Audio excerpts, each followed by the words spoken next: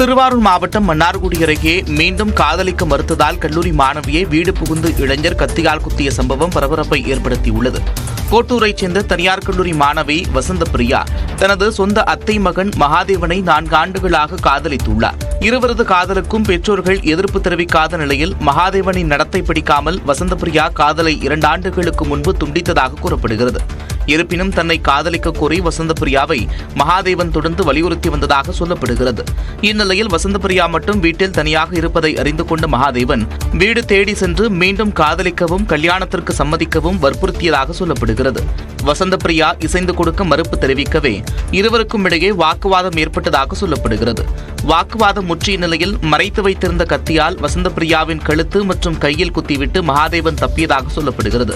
ரத்தம் சொட்ட சொட்ட உயிருக்கு போராடிய வசந்த பிரியாவை அக்கம் பக்கத்தினர் மீட்டு மருத்துவமனையில் அனுமதித்தனர். சம்பவம் தொடர்பாக வழக்கு பதிவு செய்து போலீசார் விசாரித்து வருகின்றனர்.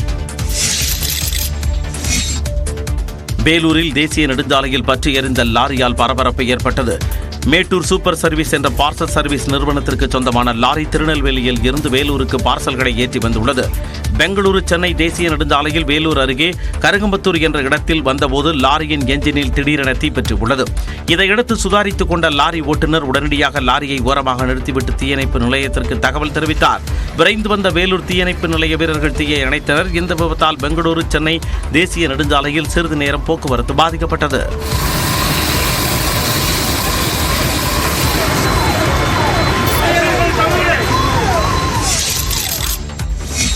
காஞ்சிபுரத்தை அடுத்த வளத்தூர் கிராமத்தில் அடிப்படை வசதி குறித்து புகார் அளித்த நபரின் குடும்பத்தினரை ஊராட்சி மன்ற தலைவரின் கணவர் தகாத வார்த்தைகளால் வசைபாடியது அதிர்ச்சியை ஏற்படுத்தியது. ஊர்ல தண்ணி வரல லைட் இயர்ல கொடுத்தது உண்மைதான். ஆமா, நான் உன் பேர் சொல்ல கொடுக்கலையா? உன் பேர் சொல்ல கொடுக்கல. உன் பேர் சொல்ல கொடுக்கல. உனக்கு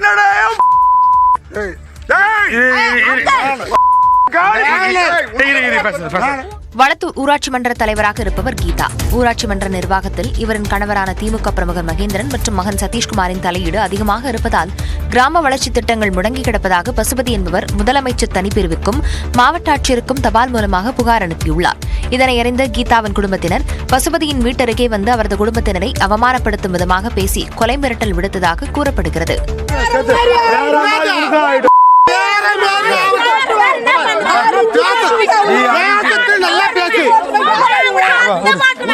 ஊராட்சி மன்ற தலைவரின் குடும்பத்தினரே பொதுமக்களை ஏளனமாக நடத்தியதைக் கண்டு கிராம மக்கள் அதிருப்தி அடைந்தனர்.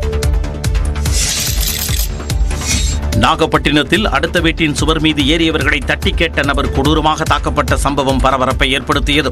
நாகூரைச் சேர்ந்த சாப்ட்வேர் இன்ஜினியரான ஷேக் அலாவுதீன் தனது பக்கத்து வீட்டின் சுவர் மீது ஏறி குதித்தவர்களை தட்டி கேட்டுள்ளார். தொடர்ந்து அவர்களது பெற்றோர்களிடம் புகார் அளித்துள்ளார். இதனால் ஆத்திரமடைந்தவர்கள் தொழுகை முடிந்து திரும்பிய ஷேக் அலாவுதீனை நடுரோட்டில் வைத்து தாக்கினர். இது தொடர்பான சிசிடிவி வெளியான நிலையில் காவல்துறை இதுவரை நடவடிக்கை எடுக்கவில்லை என அலாவுதீன் குற்றம் சாட்டியுள்ளார்.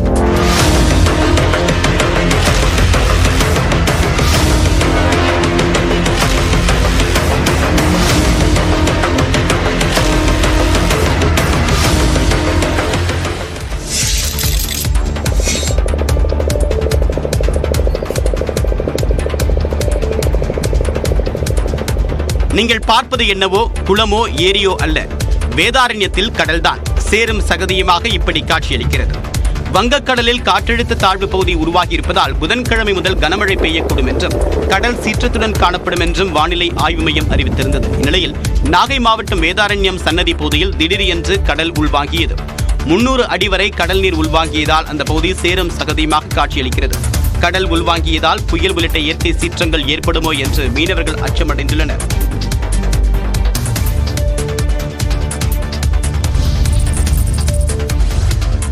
சாராட்சியர் உள்ளிட்ட பணிகளுக்கான குரூப் 1 முதன்மை தேர்வு இன்று தொடங்குகிறது. தமிழ்நாடு அரசு பணியாளர் தேர்வாணையம் நடத்தும் தேர்வுகளில் முக்கியமானது குரூப் 1 தேர்வாகும். சாராட்சியர், காவல்துறை துணை கண்காணிப்பாளர், உதவி ஆணையர்கள் மற்றும் மாவட்ட வேலைவாய்ப்பு அலுவலர் உள்ளிட்ட 90 பணியிடங்களுக்கான முதல் நிலை தேர்வு கடந்த ஜூன் மாதம் நடைபெற்றது. ஆயிரக்கணக்கானோர் எழுதிய இந்த தேர்வில் முதன்மை தேர்வு எழுதுவதற்காக 1232 ஆண்கள், 655 பெண்கள் மற்றும் ஒரு மாற்று பாலினத்தவர் தேர்வாகினர். இவர்களுக்கான முதன்மை தேர்வு இன்று முதல் 13ஆம் தேதி வரை 19 இடங்களில் நடைபெறுகிறது. ரிசர்வ் வங்கியின் புதிய ஆளுநர் சஞ்சய் மல்ஹோத்ரா புதன்கிழமை பதவியேற்கிறார். ரிசர்வ் வங்கியின் புதிய ஆளுநராக சஞ்சய் மல்ஹோத்ரா நியமிக்கப்பட்டுள்ளார். தற்போதைய ரிசர்வ் வங்கியின் ஆளுநர் சக்தி காந்ததாசின் பதவிக்காலம் செவ்வாய்க்கிழமையுடன் முடிகிறது. சுமார் 6 ஆண்டுகள் ரிசர்வ் வங்கியின் ஆளுநராக இருந்த சக்தி காந்ததாசிற்கு பதவிக்காலம் நீட்டிக்கப்படாது என தகவல் வெளியாகியிருந்தது. இந்த நிலையில் ரிசர்வ் வங்கியின் புதிய ஆளுநராக தற்போதைய வருவாய்த்துறை செயலர் சஞ்சய் மல்ஹோத்ரா நியமிக்கப்பட்டுள்ளார். ராஜஸ்தான் மாநிலத்தில் 1990ஆம் ஆண்டு IAS பணியில் சேர்ந்தவர் சஞ்சய் மல்ஹோத்ரா. ரிசர்வ் வங்கியின் புதிய ஆளுநராக சஞ்சய் மல்ஹோத்ரா புதன்கிழமை பொறுப்பேற்க இருக்கிறார். வரும் புதன்கிழமை முதல் 3 ஆண்டுகளுக்கு ரிசர்வ் வங்கியின் ஆளுநராக சஞ்சய் மல்ஹோத்ரா பணியாற்ற இருக்கிறார். ஆதவ் அர்ஜுனாவை விசிகாவில் இருந்து 6 மாத காலத்திற்கு இடைநீக்கம் செய்து அக்கட்சித் தலைவர் திருமாவளவன் உத்தரவிட்டுள்ளார். சென்னையில் நடந்த எல்லோருக்குமான தலைவர் அம்பேத்கர் என்ற புத்தக வெளியீட்டு விழாவில் விசிக துணை பொதுச் செயலாளர் ஆதவ் அர்ஜுனா தாவேக தலைவர் விஜய் முன்னிலையில் தமிழ்நாட்டில் இனி மன்னராட்சிக்கு வேலையில்லை என்று விமர்சித்தார். ஆதவ் அர்ஜுனா இவ்வாறு பேசியது திமுகவினரை கொந்தளிக்க வைத்தது. இந்நிலையில் ஆதவ் அர்ஜுனாவை விசிகாவில் இருந்து 6 மாத காலத்திற்கு இடைநீக்கம் செய்து விசிக தலைவர் தொல் திருமாவளவன் உத்தரவிட்டார். அண்மை நிகழ்வின் பேச்சு கட்சியின் நன்மதிப்புக்கும் தலைமையின் நம்பகத்தன்மைக்கும் எதிராக அமைந்திருந்த சூழலில்தான் கட்சியின் முன்னணி தலைவர்கள் தலைமை நிர்வாகத்தை சார்ந்தவர்களோடு கலந்தாய்வு செய்து 6 மாத காலத்திற்கு அவரை இடைநீக்கம் செய்திருக்கிறோம்.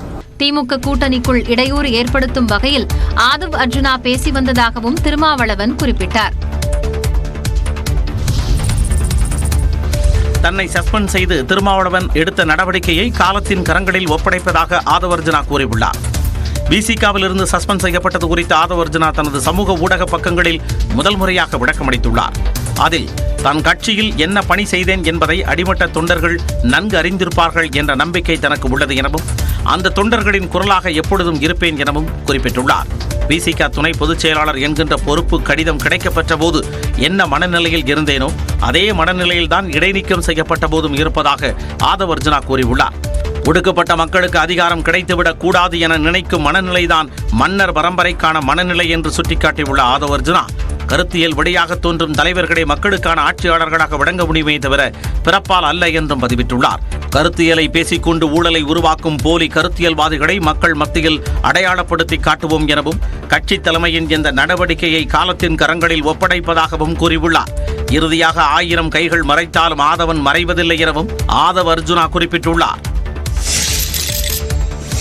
விசிகவில் இருந்து ஆதவ் அர்ஜுனா நீக்கம் செய்யப்பட்டுள்ள சூழலில் திமுக தனக்கு எந்த அழுத்தமும் தரவில்லை என்று விசிக தலைவர் திருமாவளவன் கூறியுள்ளார். சென்னை தலைமைச் செயலகத்தில் செய்தியாளர்களை சந்தித்த அவர் அம்பேத்கர் குறித்த புத்தக வெளியீட்டு விழாவில் பங்கேற்க வேண்டாம் என தான் சுதந்திரமாகவே முடிவெடுத்ததாக தெரிவித்தார். திமுக தரப்பிலிருந்து எந்த அழுத்தமும் நெருக்கடியும் எமக்கு இல்லை. அதை பற்றி அவர்கள் யாரும் பேசவும் இல்லை. விஜய் அவர்கள் பங்கேற்கிற நிகழ்ச்சியில் நான் பங்கேற்க இயலாது என்று எடுத்த முடிவு சுதந்திரமான முடிவு. விஜய்க்கும் விசிகவுக்கும் எந்த மோதலும் இல்லை எனவும் திருமாவளவன் விளக்கமளித்தார். விடுதலை சிறுத்தைகள் கட்சிக்கும் தமிழக வெற்றி கழகத்திற்கும் எந்த மோதலும் இல்லை. விஜய் அவர்களோடு எங்களுக்கு எந்த சர்ச்சையோ சிக்கலோ ஏற்பட்டதில்லை.